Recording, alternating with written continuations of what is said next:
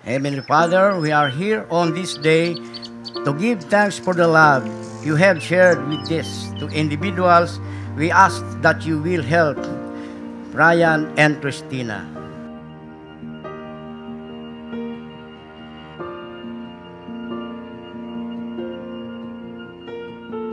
Heart beats fast, colors and promises. Sinabi ko naman sa kanya nung pa lang, nung magnobyo pa lang kami, sinabi ko na siya na yung tao na gusto kong makasama panghabang buhay at sigurado na ako doon. So, ngayon dumating na yung araw na yun na tutuparin ko yung pangako ko sa kanya.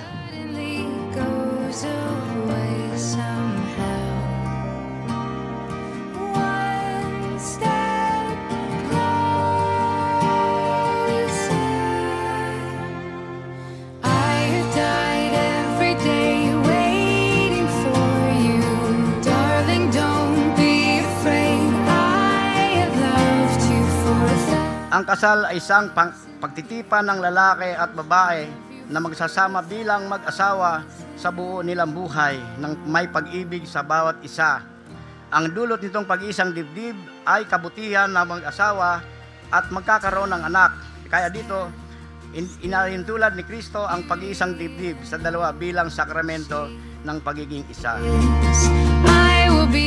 Mula noon hanggang ngayon, hanggang sa susunod pa, at kung meron totoong may pangalawang buhay, patuloy ko pa rin mamahalin yung babae na nasa harapan ko. Hindi pagtataksilan at gagawin ko ang lahat para iparamdam sa kanya araw-araw na hindi mali yung desisyon niya na pakasalan ako. Pinapangako ko simula ngayon hanggang bukas, hanggang sa mga susunod pang bukas, hanggang sa maubos yung bukas, na wala ko ibang mamahalin kung hindi ikaw lang.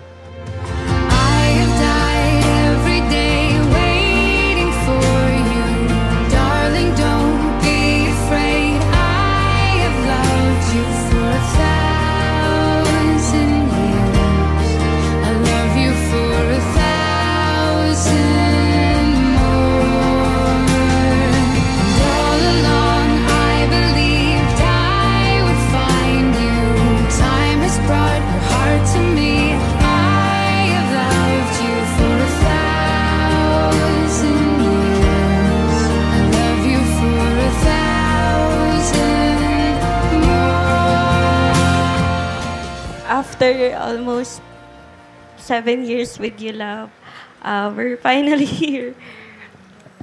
Even after petty fights, misunderstandings, struggles, I'm thankful and happy that you stayed. I love you always. You were just a dream that I once knew. Never thought I would be right for you. I just can't compare you with anything in this world. You're all I need to be here with forevermore.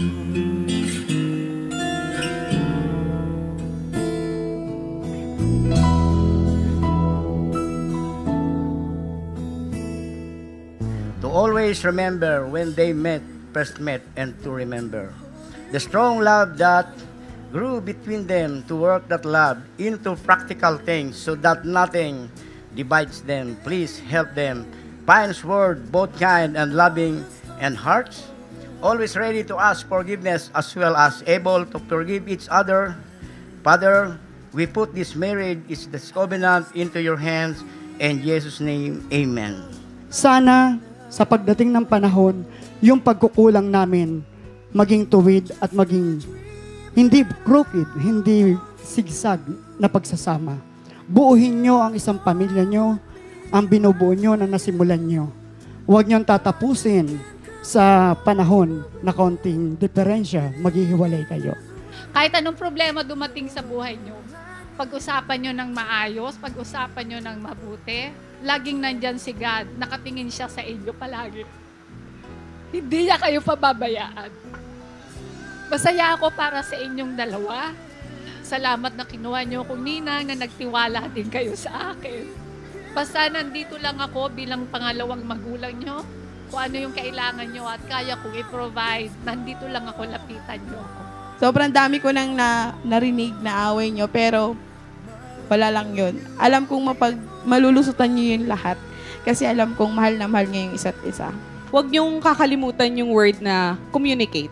Kasi that's very important, di ba? Hindi pwede na malalaman niya lang kung ano yung saloobin mo. Same din kay Brian, di ba? So, dapat bigayan, ganyan, and compromise. Andito na kayo sa point na new chapter of your lives. See to it na marunong kayo makipag-communicate and comprehend. Maging patient kayo sa isa't isa. And, yun. So, exciting na. Nakaka-excite, lalo na makita mga malilit na Brian at Tin.